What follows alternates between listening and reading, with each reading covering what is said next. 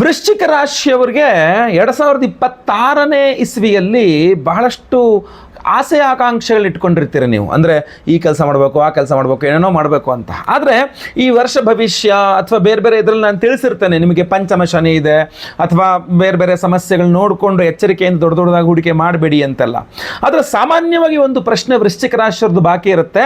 ವೃಶ್ಚಿಕ ರಾಶಿಯವರು ಕೈ ಹಾಕಿದ ಕೆಲಸಗಳ ಯಶಸ್ವಿಯಾಗಿ ಆಗಬೇಕು, ಯಾವುದೇ ತೊಂದರೆ ತಾಪತ್ರೆಗಳಾಗಬಾರ್ದು, ಹೂವು ಎತ್ತದಂಗೆ ಕೆಲಸ ಆಗಬೇಕು ಅಂದರೆ ಏನು ಮಾಡಬೇಕು, ಆ ಸೀಕ್ರೆಟ್ ಏನು, ಆ ರಹಸ್ಯಮಯವಾದ ಟೆಕ್ನಿಕ್ ಏನು, ಯಾವ ದೇವರ ಯಾವ ಪೂಜೆಯ ಅಥವಾ ಏನು ಮಾಡಿಕೊಂಡ್ರೆ ವೃಶ್ಚಿಕ ರಾಶಿಯವರು ಅವ್ರ ಕೈ ಹಾಕಿದ ಕೆಲಸಗಳೆಲ್ಲ ಸುಲಭವಾಗಿ ಹೂವೆತ್ತದಂಗೆ ಆಗಲಿಕ್ಕೆ ಅನುಕೂಲವಾಗಲಿದೆ ಅನ್ನುವಂಥ ಒಂದು ಟಾಪ್ ಸೀಕ್ರೆಟ್ ವಿಡಿಯೋನ ಈ ವಿಡಿಯೋದಲ್ಲಿ ನಾನು ತಿಳಿಸಲಿದ್ದೇನೆ. ಪ್ರತಿಯೊಬ್ಬ ವೃಶ್ಚಿಕ ರಾಶಿಯವರಿಗೆ ಬಹಳ ಇಂಪಾರ್ಟೆಂಟ್ ಆಗಿರತಕ್ಕಂಥ ವಿಡಿಯೋ. ದಯವಿಟ್ಟು ನೀವು WhatsApp, Facebook, messenger, Telegram, Instagram ಎಲ್ಲ ಕಡೆ ಸಾಮಾಜಿಕ ಜಾಲತಾಣಗಳಲ್ಲಿ ವಿಡಿಯೋನ ಶೇರ್ ಮಾಡಲಿಕ್ಕೆ ದಯವಿಟ್ಟು ಮರಿಬೇಡಿ. ಪ್ರತಿಯೊಬ್ಬರಿಗೂ ಸಹ ವೃಶ್ಚಿಕ ರಾಶಿಯವರಿಗೆ ವಿಡಿಯೋ ರೀಚ್ ಆಗಬೇಕು, ಹಾಗೂ ಅವರಿಗೂ ಸಹ ಏನೇನು ಮಾಡ್ಕೊಳ್ಬೇಕು, ಅವ್ರಿಗೆ ಕೈ ಹಾಕಿದ ಕೆಲಸಗಳು ಯಶಸ್ವಿ ಆಗಬೇಕು ಅಂದರೆ ಅನ್ನೋದು ಅವ್ರಿಗೆ ಗೊತ್ತಾಗಬೇಕು. ಆಮೇಲೆ ಏನಾದ್ರು ವಿಶೇಷ ಪ್ರಶ್ನೆಗಳಿದ್ರೆ ದಯವಿಟ್ಟು ಕಮೆಂಟ್ ಮಾಡಿ. ನನ್ನ ಕಮೆಂಟ್ ಸೆಕ್ಷನ್ ಓಪನ್ ಇದೆ, ಕಮೆಂಟ್ಸ್ನ ಓದ್ತಾ ಇರ್ತೇನೆ ನಾನು. ಯಾರು ನಾನು ಕೂಡ ಆದಷ್ಟು ರಿಪ್ಲೈ ಸಹ ಮಾಡಲಿಕ್ಕೆ ಪ್ರಯತ್ನ ಮಾಡ್ತಾ ಇರ್ತೇನೆ, ಅಪರೂಪದಲ್ಲಿ ರಿಪ್ಲೈ ಸಹ ಮಾಡ್ತಾ ಇರ್ತೇನೆ ನಾನು. ಆಮೇಲೆ ಬಹಳ ಮುಖ್ಯವಾಗಿ ಈ ವಿಡಿಯೋದಲ್ಲಿ ಮುಖ್ಯವಾಗಿ ಒಂದು 3 ವಿಶೇಷವಾದಂತಹ ರಹಸ್ಯಮಯವಾದಂತಹ ಗ್ರಹಗಳನ್ನು ತಿಳಿಸ್ತೇನೆ. ಆ ಗ್ರಹಗಳನ್ನು ನೀವು ಆರಾಧನೆ ಪೂಜೆ ಮಾಡಿಕೊಂಡ್ರೆ ವೃಶ್ಚಿಕ ರಾಶಿಯವರು ಕೈ ಹಾಕಿದ ಕೆಲಸಗಳೆಲ್ಲ ಯಶಸ್ವಿ ಆಗುತ್ತೆ. ಬನ್ನಿ ವಿಡಿಯೋನ ಶುರು ಮಾಡೋಣ. ನಮಸ್ಕಾರ, ನಾನು ವಿಠಲ್ ಭಟ್ ಮಾತಾಡ್ತಾ ಇರ್ತಕ್ಕಂಥದ್ದು. ವೃಶ್ಚಿಕ ರಾಶಿಯವರ ಯಶಸ್ಸಿನ ರಹಸ್ಯಮಯ ವಿಚಾರಗಳು. ವೀಕ್ಷಕರೇ, ಬಹಳ ಮುಖ್ಯವಾಗಿ ಯಾವುದೇ ರಾಶಿಯವರಾಗಿರಲಿ 3 ಪ್ರಧಾನವಾದಂತಹ ಗ್ರಹಗಳನ್ನು ಅವರು ಆರಾಧನೆ ಮಾಡಿಕೊಂಡ್ರೆ ಅವ್ರ ಕೈ ಹಾಕಿದ ಕೆಲಸಗಳು ಯಶಸ್ವಿ ಆಗುತ್ತೆ. ಆ 3 ಗ್ರಹಗಳು ಯಾರು, ಯಾಕೆ, ಯಾವ ರೀತಿಯಲ್ಲಿ ಆರಾಧನೆ ಎಲ್ಲ ತಿಳಿಸ್ತೇನೆ ನಾನೀಗ. ಮೊಟ್ಟ ಮೊದಲನೇದಾಗಿ 3ನೇ ಅಂದರೆ ನಿಮ್ಮ ರಾಶಿಯಿಂದ 3ನೇ ರಾಶಿಯ ಅಥವಾ ನಿಮ್ಮ ಲಗ್ನ ಅಥವಾ ರಾಶಿಯಿಂದ 3ನೇ ರಾಶಿಯ ಅಧಿಪತಿಯನ್ನು ನೀವು ಆರಾಧನೆ ಮಾಡಿಕೊಂಡ್ರೆ ನಿಮಗೆ ಬಹಳ ಮುಖ್ಯವಾಗಿ ಧೈರ್ಯ ಸಿಗುತ್ತೆ ಅಂತ. ಅಂದರೆ 3ನೇ ಮನೆಯನ್ನು ಧೈರ್ಯದ ಮನೆ ಅಂದರೆ ಅಥವಾ ಶೌರ್ಯ, ಧೈರ್ಯ, ತಾಕತ್ತು ಇದೆಲ್ಲ ಆತ್ಮವಿಶ್ವಾಸ ಇದೆಲ್ಲ ಕೊಡ್ತಕ್ಕಂಥದ್ದೇ 3ನೇ ಮನೆ ಅಧಿಪತಿ ಆಗಿರ್ತಾನೆ. ನೀವು ಯಾವುದೇ ಒಂದು ಕೆಲಸಕ್ಕೆ ಕೈ ಹಾಕಬೇಕು, ಇದೊಂದು ಕೆಲಸ ಶುರು ಮಾಡಬೇಕು ಅಂತ ಅಂದ್ಕೊಂಡಾಗ ಮೊಟ್ಟ ಮೊದಲನೇದಾಗಿ ನಿಮ್ಮಲ್ಲಿ ಧೈರ್ಯ ಇರಬೇಕು. ಎಸ್, ನಾನು ಮಾಡೇ ಮಾಡ್ತೀನಿ, ಹೌದು ನಾನು ಅದು ಏನು ಬೇಕಾದ್ರೆ ನಾನು ಮಾಡೇ ಮಾಡ್ತೀನಿ ಅನ್ನೋ ಧೈರ್ಯ ನಿಮ್ಮಲ್ಲಿ ಫಸ್ಟ್ ಬರಬೇಕು. ಆ ಧೈರ್ಯ ಶೌರ್ಯಗಳನ್ನು ಕೊಡ್ತಕ್ಕಂಥದ್ದೇ 3ನೇ ಮನೆ ಅಧಿಪತಿ ಆಗಿರ್ತಾನೆ. ಸೊ ನಿಮಗೆ ಅಂದರೆ ವೃಶ್ಚಿಕ ರಾಶಿಯವರಿಗೆ 3ನೇ ಮನೆ ಅಧಿಪತಿ ಯಾರು? ಶನಿಗ್ರಹ. ಸೊ ಶನೇಶ್ವರನನ್ನ ವೃಶ್ಚಿಕ ರಾಶಿಯವರು ಆರಾಧನೆ ಮಾಡಿಕೊಂಡ್ರೆ ಬಹಳ ಮುಖ್ಯವಾಗಿ ನಿಮ್ಮಲ್ಲಿ ಒಂದು ಧೈರ್ಯ ಬರ್ತದೆ. Yes, I can do it, ಹೌದು ನಾನು ಅದನ್ನು ಮಾಡಬಹುದು, ನಾನು ಮಾಡೇ ಮಾಡ್ತೇನೆ ಅನ್ನುವ ಆತ್ಮವಿಶ್ವಾಸ, ಛಲ, ಶೌರ್ಯ, ಧೈರ್ಯಗಳು ಬರ್ತದೆ. ಪ್ಲಸ್ ಇನ್ನೊಂದೇನಾಗುತ್ತೆ ಗೊತ್ತಾ, ನೀವೀಗ ಪಂಚಮ ಶನಿಯಲ್ಲಿರೋದ್ರಿಂದ, ನಾನು ಈ ವಿಡಿಯೋ ಮಾಡ್ಬೇಕಾದ್ರೆ ನೀವು ಪಂಚಮ ಶನಿಯಲ್ಲಿ ಇನ್ನೂ 2 ವರ್ಷ ಇರೋದ್ರಿಂದಾಗಿ ಆ ಪಂಚಮ ಶನಿಯ ದುಷ್ಪ್ರಭಾವಗಳು ಸಹ ಪರಿಹಾರ ಆಗಿಬಿಡುತ್ತೆ. ಸೊ ಕೈ ಹಾಕಿದ ಕೆಲಸಗಳಲ್ಲಿ ಯಶಸ್ವಿ ಸಿಗ್ತದೆ. ಸೊ ಅದರಿಂದ ಬಹುಮುಖ್ಯವಾಗಿ ಫಸ್ಟ್ ಆಫ್ ಆಲ್ ವೃಶ್ಚಿಕ ರಾಶಿಯವರು ಏನು ಮಾಡಬೇಕು? ಧೈರ್ಯ ಶೌರ್ಯಕ್ಕೆ ಅಂದರೆ ಆ ಕೆಲಸ ಮಾಡಲಿಕ್ಕೆ ಒಂದು ಧೈರ್ಯ ಬೇಕು ಅಂತ ನೀವು ಏನು ಮಾಡಬೇಕು ಅಂತಂದರೆ ಶನೇಶ್ವರನ ಆರಾಧನೆ ಮಾಡಬೇಕು. ಯಾವ ರೀತಿ ಶನೇಶ್ವರನ ಆರಾಧನೆ ಮಾಡಬೇಕು? ಹಲವಾರು ಬಾರಿ ಹೇಳಿದ್ದೀನಿ, ಪ್ರತಿ ವಿಡಿಯೋದಲ್ಲಿ ಹೇಳ್ತಾ ಇರ್ತೀನಿ. ಶನೇಶ್ವರನ ಆರಾಧನೆ ಮಾಡಬೇಕು ಅಂದರೆ ದಿನ ಶನಿ ಅಷ್ಟೋತ್ತರ ಪಠನೆ ಮಾಡಿ, ದಶರಥ ಕೃತ ಶನಿ ಸ್ತೋತ್ರ ಪಠನೆ ಮಾಡಿ, ಕರಿ ಎಳ್ಳಿನಲ್ಲಿ ಮಾಡಿದಂಥ ಎಳ್ಳೆಣ್ಣೆಯಲ್ಲಿ ದೀಪವನ್ನು ಹಚ್ಚೋದು, ಕಬ್ಬಿಣದ ಬಾಂಡ್ಲೆಯಲ್ಲಿ ಎಳ್ಳೆಣ್ಣೆ ಹಾಕ್ಕೊಂಡು ಹಿಂಗೆ ಮುಖ ನೋಡ್ಕೊಂಡ್ರಲ್ಲಿ ಬೆಳಗಾತ್ರ ಬತ್ತಿ ಹಾಕಿ ದೀಪ ಹಚ್ಬೋದು, ಎಳ್ಳೆಣ್ಣೆ ದಾನ ಮಾಡ್ಬೋದು, ಎಳ್ಳೆಣ್ಣೆಯಲ್ಲಿ ಶನೇಶ್ವರನಿಗೆ ಅಭಿಷೇಕ ಮಾಡಿಸ್ಬೋದು.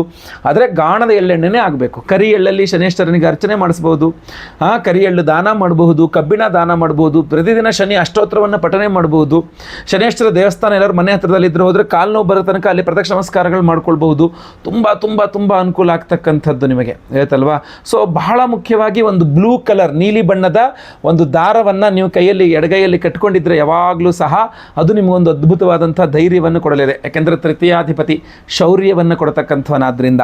ಇನ್ನು ಬಹುಮುಖ್ಯವಾಗಿ 2ನೇದಾಗಿ ಕೆಲಸ ಆಗಬೇಕಾಯ್ತು. ನಿಮಗೆ ಧೈರ್ಯ ಬಂತು, ಎಸ್ ನಾನು ಮಾಡೇ ಮಾಡ್ತೇನೆ ಅನ್ನೋ ಧೈರ್ಯ ಬಂತು. ಮುಂದೆ ನೆಕ್ಸ್ಟ್ ಸ್ಟೆಪ್ ಏನೋ ಆ ಕೆಲಸ ನಡಿಬೇಕು. ಸೊ ಆ ಕೆಲಸ ಆಗಬೇಕು ಅಂತಂದರೆ ಕರ್ಮಾಧಿಪತಿ ಅಂದರೆ ಕೆಲಸವನ್ನು ಮಾಡಿಕೊಡ್ತಕ್ಕಂಥವನು ಯಾರದು? 10ನೇ ಮನೆ ಅಧಿಪತಿ ಯಾರಾಗ್ತಾನೆ? ವೃಶ್ಚಿಕ ರಾಶಿಯವರಿಗೆ ರವಿಗ್ರಹ. ಸೊ ಅದರಿಂದ ರವಿಯ ಆರಾಧನೆಯನ್ನು ಮಾಡಬೇಕು. ಸೊ ಅಲ್ಲಿಗೆ ಶನಿವಾರ ಶನೇಶ್ವರನ ಆರಾಧನೆ, ಭಾನುವಾರ ರವಿಗ್ರಹದ ಆರಾಧನೆ. ಸೊ ಶನಿ ರವಿ 2ನೇದಾಗಿ ರವಿ ಆರಾಧನೆ ಮಾಡಬೇಕಾಗ್ತದೆ. ಭಾನುವಾರ ದಿವಸ ಕೆಂಪು ವಸ್ತ್ರ ದಾನ ಮಾಡೋದು, ರೆಡ್ ಕಲರ್ ಬಟ್ಟೆನ ಯಾರಿಗಾರು ಡೊನೇಟ್ ಮಾಡುವಂಥದ್ದು, ದಾನ ಮಾಡುವಂಥದ್ದು, ಆಮೇಲೆ ಗೋಧಿಯನ್ನು ದಾನ ಮಾಡ್ತಕ್ಕಂಥದ್ದು, ಆಮೇಲೆ ಮನೆ ಹತ್ತದೆಲ್ಲರೂ ದೇವಸ್ಥಾನ ಇರುತ್ತೆ, ಅದರಲ್ಲಿ ನವಗ್ರಹಗಳಿರುತ್ತೆ, ಮಧ್ಯದಲ್ಲಿ ಸೂರ್ಯಗ್ರಹ ಇರ್ತಾನೆ, ಆ ಸೂರ್ಯನಿಗೆ ಫಲಪಂಚಾಮೃತ ಅಭಿಷೇಕಾದಿಗಳನ್ನು ಮಾಡ್ತಕ್ಕಂಥದ್ದು ಇರಬಹುದು. ಇದೆಲ್ಲ ನಿಮಗೊಂದು ಸ್ವಲ್ಪ ರವಿಗ್ರಹದ ಅಷ್ಟೋತ್ರ ಪಠನೆ, ಆದಿತ್ಯರದಿಗೆ ಸ್ತೋತ್ರ ಪಠನೆ, ಓಂ ಸೂರ್ಯನಾರಾಯಣಾಯ ನಮಃ ಈ ಮಂತ್ರವನ್ನು ಹೇಳ್ಕೊಳ್ತಕ್ಕಂಥದ್ದು, ಸೂರ್ಯನಿಗೆ ಬೆಳಗ್ಗೆ ತಾಮ್ರ ಚಂಬಲಿ 3 ಅರ್ಘ್ಯ ನೀರನ್ನು ಹೀಗೆ ಬಿಡ್ತಕ್ಕಂಥದ್ದು, ಭಾಸ್ಕರಾಯ ನಮಃ ಅರ್ಘ್ಯಂ ಸಮರ್ಪಯಾಮಿ, ಸೂರ್ಯಾಯ ನಮಃ ಅರ್ಘ್ಯಂ ಸಮರ್ಪಯಾಮಿ, 3 ಅರ್ಘ್ಯವನ್ನು ಸೂರ್ಯನನ್ನು ನೋಡಿಕೊಂಡು ಬೆಳಗ್ಗೆ ಒಂದು 6 ಗಂಟೆ 5:45 6 ಗಂಟೆಗೆ ಸೂರ್ಯೋದಯ ಆಗ್ತಿರ್ಬೇಕಾದ್ರೆ ಸೂರ್ಯನ ನೋಡಿಕೊಂಡು 3 ಅರ್ಘ್ಯವನ್ನು ಸಮರ್ಪಣೆ ಮಾಡ್ತಕ್ಕಂಥದ್ದೆಲ್ಲ ಮಾಡ್ಬೋದು ನೀವು. ಸೊ ರವಿ ಆರಾಧನೆಯಿಂದ ಕೆಲಸ ಆಗ್ತದೆ, ಶನಿ ಆರಾಧನೆಯಿಂದ ಧೈರ್ಯ ಬರ್ತದೆ, ಪಂಚಮ ಶನಿ ಪೀಠಗಳ ಪರಿಹಾರ ಆಗ್ತದೆ, ಹಾಗೂ ರವಿ ಆರಾಧನೆಯಿಂದ ಕೆಲಸ ಆಗ್ಬಿಡುತ್ತೆ. ಸೊ ಧೈರ್ಯ ಬಂತು, ಕೆಲಸನೂ ಆಗೋಯ್ತು, ಪ್ರಾಫಿಟ್ ಆಗಬೇಕಲ್ಲ. ಯಾವ ಉದ್ದೇಶದಿಂದ ನೀವು ಆ ಕೆಲಸ ಮಾಡಿದಿರೋ ಆ ಉದ್ದೇಶ ಆ ಕರ್ಮದ ಲಾಭ ಅದು. ಅಂದರೆ ಆ ಕೆಲಸ ಕಾರ್ಯಗಳು ನೀವು ಮಾಡುವ ಹಿಂದಿನ ಉದ್ದೇಶ ಏನು, ಅದರಿಂದ ನಂಗೆ ಒಳ್ಳೇದಾಗ್ತದೆ ಅಂಥೇಳಿ ಆ ಲಾಭ ನಿಮಗಾಗಬೇಕು ಅಂದರೆ ನಿಮಗೆ ಲಾಭಾಧಿಪತಿ ಯಾರು? ಬುಧ ಗ್ರಹ. ಸೊ ಬುಧನ ಆರಾಧನೆ ಮಾಡಬೇಕು. ಸೊ ಧೈರ್ಯ ಬರಬೇಕು ಅಂದರೆ ಶನಿ ಆರಾಧನೆ, ಕೆಲಸ ಆಗಬೇಕು ಅಂದರೆ ರವಿ ಆರಾಧನೆ, ಆ ಆದ ಕೆಲಸದಿಂದ ಲಾಭ ಬರಬೇಕು ಅಂತಂದರೆ ಬುಧನ ಆರಾಧನೆ. ಇದು 3 ಇಂಪಾರ್ಟೆಂಟ್. ಬುಧನ ಆರಾಧನೆ ಯಾವ ಥರ ಬರಬೇಕು? ಬುಧನ ಆರಾಧನೆ ಹಲವಾರು ವಿಧಾನದಲ್ಲಿದೆ. ಮನೆ ಹತ್ರದಲ್ಲಿ ರಾಮರ ದೇವಸ್ಥಾನ, ಕೃಷ್ಣನ ದೇವಸ್ಥಾನ, ನರಸಿಂಹ, ವೆಂಕಟೇಶ್ವರ, ರಂಗನಾಥ, ಯಾವುದೇ ವಿಷ್ಣು ಸಂಬಂಧಿತವಾದಂತಹ ದೇವಸ್ಥಾನ ಮನೆ ಹತ್ರ ಇದೆ ಅಂತಾದರೆ ಬುಧವಾರಗಳಲ್ಲಿ ಹೋಗಿ ತುಳಸಿಯಿಂದ ಸ್ವಾಮಿಗೆ ಅರ್ಚನೆಯನ್ನು ಮಾಡಿಸಿ, ಅರ್ಚನೆ ಮಾಡಿದ ಪ್ರಸಾದ ತುಳಸಿಯನ್ನು ಜೇಬಲ್ಲಿ ಇಟ್ಕೊಂಡು ಬನ್ನಿ. ಅದನ್ನೇ ಇಟ್ಕೊಂಡು ಓಡಾಡಿ ನೀವು, ನಿಮಗೆ ಲಾಭ ಖಂಡಿತವಾಗಿ ಆಗುತ್ತೆ. ಆಯ್ತಲ್ವ? ಮನೆ ಮುಂದೆ ಇರುವ ತುಳಸಿಯನ್ನು ಪೂಜೆ ಮಾಡಬಹುದು. ಪ್ರತಿ ದಿವಸ ವಿಷ್ಣು ಸಹಸ್ರನಾಮವನ್ನು ಓದಬಹುದು, ವಿಷ್ಣು ಅಷ್ಟೋತ್ರವನ್ನು ಓದಬಹುದು. ಓಂ ನಮೋ ನಾರಾಯಣಾಯ ಅಷ್ಟಾಕ್ಷರಿ ಮಂತ್ರ ಇದು. ಪ್ರತಿ ದಿವಸ ಒಂದು 336 ಬಾರಿ ಜಪ ಮಾಡಬಹುದು. ಇದನ್ನು ತುಂಬ ಅನುಕೂಲ ಆಗಲಿದೆ.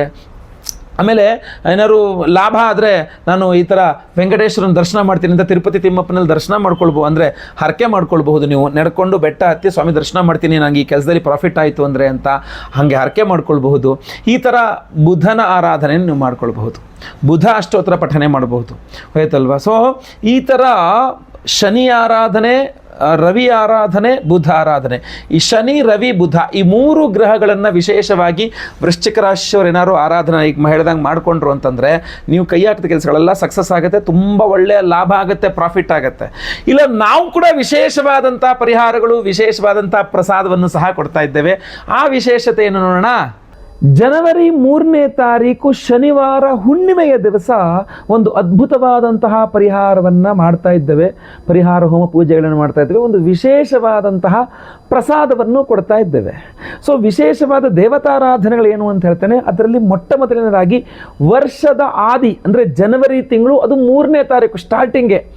ವರ್ಷದ ಆದಿಯಲ್ಲಿ ನಾವು ಯಾರನ್ನು ಪೂಜೆ ಮಾಡಬೇಕು? ಸ್ಟಾರ್ಟಿಂಗಲ್ಲಿ ಪೂಜೆ ಮಾಡೋದೇ ಗಣಪತಿಯನ್ನು. ಪ್ರಪ್ರಥಮವಾಗಿ ನಮ್ಮ ಯಾಗಶಾಲೆಯಲ್ಲಿ ನಾವು ಐಶ್ವರ್ಯ ಗಣಪತಿ ಹೋಮವನ್ನು ಮಾಡ್ತಾ ಇದ್ದೇವೆ. ಸೊ ಐಶ್ವರ್ಯ ಗಣಪತಿ ಹೋಮ, ಅದರ ಜೊತೆಯಲ್ಲಿ ನಿಮ್ಮ ಸರ್ವತೋಮುಖವಾದ ಅಭಿವೃದ್ಧಿ, ಅದರಲ್ಲೂ ವಿಶೇಷವಾಗಿ ಹಣಕಾಸು, ಬಂಗಾರ ರಿಲೇಟೆಡ್ ಅಂದರೆ ಈ ಅಡಮಾನ ಇಟ್ಟ ಬಂಗಾರವನ್ನು ಬಿಡಿಸ್ಕೊಳ್ತಕ್ಕಂಥದ್ದು ಇರಬಹುದು, ಅಥವಾ ಬಂಗಾರವನ್ನು ಖರೀದಿ ಮಾಡ್ತಕ್ಕಂಥದ್ದು ಇರಬಹುದು. ಆ ಯೋಗ ಫಲ ಬರಬೇಕು. ಯಾಕೆಂದರೆ ಇವತ್ತಿನ ದಿವಸ 13,000, 12,000, 14,000 ಯಾಗೋಗಿದೆ ಬಂಗಾರ 1 ಗ್ರಾಮ್ ಎಲ್ಲಿ ತಗೊಳ್ಳೋದು ಅಂತ ಕೇಳಬಹುದು. ಅದು ಗೊತ್ತಿಲ್ಲ. ಹಣೆ ಬಾರದಲ್ಲಿ ಭಗವಂತ ಕೊಡಬೇಕಲ್ಲ. ಸೊ ಆ ಯೋಗವನ್ನು ಭಗವಂತ ಕೊಟ್ಟುಬಿಟ್ಟ ಅಂತಂದ್ರೆ ನಮ್ಮ ಆರಾಧನೆಯಿಂದ ಯಾವ ಬೇಕಾದ್ರೂ ಕೊಡ್ಬೋದು. ಅಟ್ಲೀಸ್ಟ್ ಅಡಮಾನ ಇಟ್ಟು ಬಂಗಾರನಾದ್ರು ಬಿಡಿಸ್ಕೊಳ್ಳೋವಂಥ ಯೋಗ ಫಲ ಕೊಡಲಿ ಅಂತ. ಬಂಗಾರ ಮನೆಯಿರೋದಾದ್ರು ಅಡಮಾನ ಇಡೋ ಪರಿಸ್ಥಿತಿ ಬರದೇ ಇರಲಿ ಅಂತ. ಅದರಿಂದ ಸ್ವರ್ಣಾಕರ್ಷಣ ಭೈರವ ಹೋಮವನ್ನು ಮಾಡ್ತಾ ಇದ್ದೇವೆ. ಐಶ್ವರ್ಯ ಗಣಪತಿ ಹೋಮ, ಸ್ವರ್ಣಾಕರ್ಷಣ ಭೈರವ ಹೋಮ. ಅದರ ಜೊತೆಯಲ್ಲಿ ಬಾಡಿಗೆ ಮನೆಯಲ್ಲಿರ್ತಕ್ಕಂಥವ್ರಿಗೆ ಭಾಳ ಜನಕ್ಕೆ ಅನ್ಸುತ್ತೆ ಒಂದು ಒಳ್ಳೆ ಬಾಡಿಗೆ ಮನೆ ಸಿಗ್ತಾ ಇಲ್ವಲ್ಲ ಅಂತ. ಭೂವರ ಸ್ವಾಮಿ ನಿಮಗೊಂದು ಒಳ್ಳೆ ಬಾಡಿಗೆ ಮನೆ ಕೊಡ್ಬೋದು. ಇಲ್ಲ, ಭಾಳ ಜನಕ್ಕೆ ಇರುತ್ತೆ ನಾವು ಬಾಡಿಗೆ ಮನೆಯಿಂದ ಲೀಸ್ ಮನೆಗೆ ಹೋಗಬೇಕು, ಅಟ್ಲೀಸ್ಟ್ ತಿಂಗಳ ಕಟ್ಟಕ್ಕೆಲ್ಲ ಒಂದು ಲೀಸ್ಗೆ ಒಳ್ಳೆ ಮನೆ ಸಿಕ್ಬಿಟ್ರೆ ಸಾಕು ಅಂತಿರುತ್ತೆ. ಇನ್ನು ಕೆಲವರಿಗೆ ನಾನು ಎಷ್ಟು ದಿನ ಅಂತ ಲೀಸು ಮನೆ ಬಾಡಿಗೆ ಮನೇಲಿ ಇರ್ತೀವಿ, ಒಂದು ಸ್ವಂತ ಮನೆ ಅನ್ನೋದು ಬೇಡವಾ, ಒಂದು ಸ್ವಂತ ನೆಲೆ ಅನ್ನೋದು ಬೇಡವಾ ಅಂತಿರುತ್ತೆ. ಅದನ್ನು ಭೂವರಾಹ ಸ್ವಾಮಿಯೇ ಕೊಡ್ತಕ್ಕಂಥದ್ದು. ಇನ್ನು ಬಹಳ ಪ್ರಮುಖವಾಗಿ ಸ್ವಂತ ಮನೇಲಿ ಆಲ್ರೆಡಿ ಇರ್ತಾರೆ, ಆದರೆ ಆ ಮನೆಯಲ್ಲಿ ನೆಮ್ಮದಿ ಇಲ್ದಂಗಾಗಿರುತ್ತೆ. ಅದೇನೋ ಸ್ವಂತ ಮನೆ ಬಂದುಬಿಟ್ಟಿದ್ದೀವಿ ಸ್ವಾಮಿ, ಅದೇನೋ ದೃಷ್ಟಿ ದೋಷನೇನೋ ಗೊತ್ತಿಲ್ಲ, ಅಥವಾ ಆ ಮನೆ ಜಾಗ ಸರಿ ಇಲ್ವಾ ಗೊತ್ತಿಲ್ಲ, ಆ ಮನೇಲಿ ಏಳಿಗೆ ಆಗ್ತಾ ಇಲ್ಲ, ಅಥವಾ ನೆಮ್ಮದಿ ಇಲ್ಲ ಅಂತ ಅನ್ಸುತ್ತೆ ಕೆಲವರಿಗೆ. ಇನ್ನು ಕೆಲವರಿಗೆ ಎಲ್ಲ ಚೆನ್ನಾಗಿದೆ, ಮನೆಯೂ ಸ್ವಂತ ಆಗಿದೆ, ಸ್ವಂತ ಮನೆ ಎಲ್ಲ ಚೆನ್ನಾಗಿದೆ, ನೆಮ್ಮದಿ ಇದೆ, ಎಲ್ಲದೂ ಇದೆ, ಬಟ್ ಇದು ಕಂಟಿನ್ಯೂ ಆಗಬೇಕು, ನನಗೆ ನಿರ್ವಿಘ್ನವಾಗಿರಬೇಕು ಅಂತಂದ್ರೆ ಈ ಭೂಮಿಗೆ ಸಂಬಂಧಪಟ್ಟಂತೆ, ಅಥವಾ ಭೂಮಿಯನ್ನು ಖರೀದಿ ಮಾಡೋದಿರ್ಬೋದು, ಭೂಮಿಯನ್ನು ಮಾರಾಟ ಮಾಡ್ತಕ್ಕಂಥದ್ದು ಇರಬಹುದು, ಯಾವುದೇ ಇರಲಿ ಭೂಮಿಗೆ ಸಂಬಂಧಪಟ್ಟಂಥ ನಿಮ್ಮ ಎಲ್ಲ ಸಮಸ್ಯೆಗಳಿಗೆ ಪರಿಹಾರ ಸ್ವರೂಪವಾಗಿ ಭೂವರಾಹ ಸ್ವಾಮಿ ಹೋಮವನ್ನೇ ಮಾಡ್ತಾ ಇದ್ದೇವೆ. ಐಶ್ವರ್ಯ ಗಣಪತಿ ಹೋಮ, ಆಮೇಲೆ ಸ್ವರ್ಣಾಕರ್ಷಣ ಭೈರವ ಹೋಮ, ಲಕ್ಷ್ಮೀ ಭೂವರಾಹಸ್ವಾಮಿಯ ಹೋಮ, ಅದರ ಜೊತೆಯಲ್ಲಿ ಸಂತಾನ ಗೋಪಾಲ ಹೋಮ, ಸಂತಾನ ಇಲ್ಲವರಿಗೆ ಸಂತಾನ ಆಗಬೇಕು, ಸಂತಾನ ಇರೋರಿಗೆ ಮಕ್ಕಳ ವಿಚಾರದಲ್ಲಿ ಇನ್ನೂ ಸ್ವಲ್ಪ ಅನುಕೂಲ ಆಗಬೇಕು ಅನ್ನುವ ಕಾರಣಕ್ಕೆ ಸಂತಾನ ಗೋಪಾಲ ಕೃಷ್ಣ ಹೋಮ, ನಿಮ್ಮ ಸರ್ಪದೋಷಗಳು ಪರಿಹಾರವಾಗಬೇಕು, ಆಶ್ಲೇಷ ಬಲಿ ಪೂಜೆ, ಸರ್ಪಶಾಂತಿ ಹೋಮವನ್ನು ಮಾಡ್ತಾ ಇದ್ದೇವೆ. ಗುರುದೋಷ ಇರುವವರಿಗೆ ಅದು ಪರಿಹಾರವಾಗಿ ಗುರು ಬಲ ಸಿಗಬೇಕು, ಗುರುಶಾಂತಿ ಹೋಮ, ಅಷ್ಟಮ ಶನಿ, ಪಂಚಮ ಶನಿ, ಅರ್ಧಾಷ್ಟಮ ಶನಿ, ಸಾಡೆ ಸಾತಿ ಇತ್ಯಾದಿ ಎಲ್ಲ ಪರಿಹಾರವಾಗಬೇಕು, ಶನಿಶಾಂತಿ ಹೋಮ, ಸಮಸ್ತ ಗ್ರಹಚಾರ ಪೀಠ ಪರಿಹಾರವಾಗಬೇಕು, ಮಹಾನವಗ್ರಹ ಶಾಂತಿ ಹೋಮಗಳನ್ನೇ ಮಾಡ್ತಾ ಇದ್ದೇವೆ. ಇಷ್ಟೆಲ್ಲ ಹೋಮಗಳನ್ನು ಮಾಡಿ ಒಂದು ವಿಶೇಷವಾದಂತಹ ಪ್ರಸಾದವನ್ನು ಕೊಡ್ತಾ ಇದ್ದು ನೋಡಿ. ಇಷ್ಟು ದೊಡ್ಡ ವಿಶೇಷವಾದ ಪ್ರಸಾದದ ಬಾಕ್ಸ್ ಇಷ್ಟು ದೊಡ್ಡದಾಗಿದೆ. ಬಹಳ ವಿಶೇಷವಾದ ಪ್ರಸಾದವನ್ನು ನಾವು ಕೊಡ್ತಾ ಇರತಕ್ಕಂಥದ್ದು ಅದುವೇ ಉಪರತ್ನಗಳ ಒಂದು ನವರತ್ನ ಮಾಲೆಯನ್ನೇ ಕೊಡ್ತಾ ಇದ್ದೇವೆ. ನಿಮಗೆ ಕಾಣಬಹುದು ಒಂದು ಅದ್ಭುತವಾದಂತಹ ನವರತ್ನ ಮಾಲೆ, ನಾನು ಕೂಡ ಇಲ್ಲಿ ಧಾರಣೆ ಮಾಡಿಕೊಂಡಿರ್ತಕ್ಕಂಥದ್ದು ಕಾಣಬಹುದು. ಈ ವಿಶೇಷವಾದಂತಹ ಉಪರತ್ನಗಳ ನವರತ್ನ ಮಾಲೆ, ಇದರಲ್ಲೊಂದು 6 ಸೆಟ್ಗಳ ನವರತ್ನ ಇದೆ. 9 ನವರತ್ನ ಇರುತ್ತಲ್ಲ, ಅದರ 6 ಉಪರತ್ನಗಳ ಸೆಟ್ ಇದೆ. ಹಾಗೂ ಮಧ್ಯದಲ್ಲೊಂದು ರುದ್ರಾಕ್ಷಗಳನ್ನು ಹಾಕಿದ್ದೇವೆ ನಾವು. ತುಂಬ ಸುಂದರವಾಗಿ ಬರ್ತಕ್ಕಂಥದ್ದು. ಈ ಬಾಕ್ಸ್ ಸಮೇತ ಈ ಬಾಕ್ಸಲ್ಲೇ ಹಾಕಿ ಕಳಿಸ್ಕೊಡ್ತೇವೆ. ಎಲ್ಲ ಪ್ರಸಾದಾದಿಗಳನ್ನೆಲ್ಲ ಇದರಲ್ಲೇ ಇಟ್ಟು ಎಲ್ಲ ಹೋಮಗಳ ಭಸ್ಮ, ನಾಗಾರಾಧನೆಯ ಅರಿಶಿನ ಪ್ರಸಾದ ಸಹಿತವಾಗಿ ನಾವು ಈ ಒಂದು ವಿಶೇಷವಾದ ಬಾಕ್ಸ್ನಲ್ಲೇ ಈ ಎಲ್ಲ ಪ್ರಸಾದಗಳನ್ನು ನಾವು ನಿಮಗೆ ಕಳಿಸ್ಕೊಡ್ತಾ ಇದ್ದೇವೆ. ಸೊ ಆದ್ದರಿಂದ ಸಂಕಲ್ಪ ಸೇವೆಗೆ ದಯವಿಟ್ಟು ಸ್ಕ್ರೀನ್ ಮೇಲೆ ಇರ್ತಕ್ಕಂಥ ನಂಬರ್ಗೆ ನಿಮ್ಮ ಹೆಸರು, ಗೋತ್ರ ಗೊತ್ತಿದ್ರೆ, ನಕ್ಷತ್ರ ಗೊತ್ತಿದ್ರೆ, ರಾಶಿ ಗೊತ್ತಿದ್ರೆ ಹಾಗೂ ನಿಮ್ಮ ವಿಳಾಸ, ನಿಮ್ಮ ಹೆಸರು ವಿಳಾಸ ಅಷ್ಟೇ ಕಳಿಸರು ಪರವಾಗಿಲ್ಲ. ಸ್ಕ್ರೀನ್ ಮೇಲೆ ಇರ್ತಕ್ಕಂಥ ನಂಬರ್ಗೆ ಬೇಗ ಬೇಗ ನಿಮ್ಮ ವಿವರಗಳನ್ನು ವಾಟ್ಸಪ್ ಮಾಡ್ಕೊಳ್ಳಿ. ಅವತ್ತಿನ ದಿವಸ ಜನವರಿ 3ನೇ ತಾರೀಕು ಶನಿವಾರ ಹುಣ್ಣಿಮೆಯ ದಿವಸ ಬೆಳಗ್ಗೆ ಒಂದು 6:30 ಸಂಕಲ್ಪ ಸೇವೆ ಏನು ಶುರುವಾಗಲಿದೆ. ಲೈವಲ್ಲಿ ನಿಮ್ಮ ಹೆಸರು ಸಂಕಲ್ಪ ಆಗುತ್ತೆ. ನಾನೇ ನಿಮ್ಮ ಹೆಸರು ಲೈವಲ್ಲಿ ಸಂಕಲ್ಪ ಮಾಡ್ತೇನೆ. ನಿಮ್ಮ ಹೆಸರು ಸಂಕಲ್ಪ ಆಗ್ತಕ್ಕಂಥದ್ದು ಲೈವಲ್ಲಿ ನೀವು ನೋಡ್ಕೊಳ್ಬಹುದು, ಕೇಳಿಸ್ಕೊಳ್ಬಹುದು. ಎಲ್ಲ ಹೋಮಗಳು ಲೈವಲ್ಲಿ ಇರ್ತದೆ. ಹಾಗೂ ಪ್ರಸಾದ ಸೋಮವಾರ ದಿವಸ, ಯಾಕೆಂದರೆ ಶನಿವಾರ ಹೋಮ ಆಗುತ್ತೆ, ಭಾನುವಾರ ರಜೆ ಇರುತ್ತೆ. ಸೋಮವಾರ ದಿನ ಬೆಳಗ್ಗೆ ನಿಮಗೆ ಎಲ್ಲ ಹೋಮಗಳ ಭಸ್ಮ, ನಾಗಾರಾಧನೆ, ಅರಿಶಿನ ಪ್ರಸಾದ ಜೊತೆಗೆ ಈ ವಿಶೇಷವಾಗಿರತಕ್ಕಂತಹ ಒಂದು ಉಪರತ್ನಗಳ ನವರತ್ನ ಮಾಲೆಗಳನ್ನು ಪ್ರತಿಯೊಬ್ಬರಿಗೂ ಸಹ ನಾವು ಸ್ಪೀಡ್ ಪೋಸ್ಟ್ ಮೂಲಕ ಕಳಿಸ್ಕೊಡ್ತಾ ಇದ್ದೇವೆ. ಬೇಗ ಬೇಗ ನಿಮ್ಮ ವಿವರಗಳನ್ನು ವಾಟ್ಸಪ್ ಮಾಡ್ಕೊಳ್ಳಿ. ಯಾಕೆಂದರೆ ಇದೊಂಥರ ಲಿಮಿಟೆಡ್ ಸ್ಟಾಕು, ವರ್ಷಕ್ಕೆ ಒಂದೇ ಸಲ ನಾವು ಇದನ್ನು ಮಾಡಿ ಕೊಡ್ತಾ ಇರ್ತಕ್ಕಂಥದ್ದು. ಎಲ್ಲರಿಗೂ ಸಹ ಸ್ಕ್ರೀನ್ ಇರ್ತಕ್ಕಂಥ ಎಷ್ಟು ಬೇಕೋ ಬೇಗ ಬೇಗ ನಿಮಗೆ ಒಬ್ಬರಿಗೆ ಒಂದು ಸಂಕಲ್ಪ ಸೇವೆಗೆ ಒಂದು ಪ್ರಸಾದ ಮಾಲೆಯನ್ನು ಕೊಡ್ತೇವೆ, ಉಪರತ್ನ ನವರತ್ನಗಳ ಮಾಲೆಯನ್ನು. ಸೊ ಎಷ್ಟು ಬೇಕೋ ಅಷ್ಟು ನೀವು ಬೇಗ ಬೇಗ ನಿಮ್ಮ ಹೆಸರನ್ನ ರಿಜಿಸ್ಟರ್ ಮಾಡ್ಕೊಳ್ಳಿ. ಖಂಡಿತವಾಗಿ ಒಳ್ಳೆಯದಾಗಲಿ. ಈ ವಿಡಿಯೋ ಇಷ್ಟ ಆದರೆ ದಯವಿಟ್ಟು ಲೈಕ್ ಮಾಡಲಿಕ್ಕೆ ಮರಿಬೇಡಿ. ಪ್ರತಿಯೊಬ್ಬರಿಗೂ ಈ ವಿಡಿಯೋ ರೀಚ್ ಆಗಬೇಕು. ದಯವಿಟ್ಟು ವಾಟ್ಸಪ್, ಫೇಸ್ಬುಕ್, ಮೆಸೆಂಜರ್, ಟೆಲಿಗ್ರಾಮ್ ಎಲ್ಲ ಕಡೆ ಸಾಮಾಜಿಕ ಜಾಲತಾಣಗಳಲ್ಲಿ ವಿಡಿಯೋನ ಶೇರ್ ಮಾಡಲಿಕ್ಕೆ ಮರಿಬೇಡಿ. ನೀವಿನ್ನೂ ಚಾನಲ್ ಸಬ್ಸ್ಕ್ರೈಬ್ ಮಾಡ್ಕೊಳ್ಳಿ ಅಂದರೆ ದಯವಿಟ್ಟು ಕೆಳಗಡೆ ಸಬ್ಸ್ಕ್ರೈಬ್ ಅಂತ ಬಟನ್ ಇರುತ್ತೆ, ಸಬ್ಸ್ಕ್ರೈಬ್ ಮಾಡಿಕೊಂಡು ಬೆಲ್ ಬಟನ್ ಒತ್ಕೊಂಡು ಆಲ್ ಅಂತ ಮಾಡಲಿಕ್ಕೆ ದಯವಿಟ್ಟು ಮರಿಬೇಡಿ. ಮುಂದಿನ ವಿಡಿಯೋದಲ್ಲಿ ಮತ್ತೆ ಪುನಃ ಸಿಗ್ತೇನೆ. ಎಲ್ಲರಿಗೂ ಸಹ ಒಳ್ಳೆಯದಾಗಲಿ. ಲೋಕ ಸಮಸ್ತ ಸುಖಿನೋ ಭವಂತು. ನಾರಾಯಣ ನಾರಾಯಣ ನಾರಾಯಣ.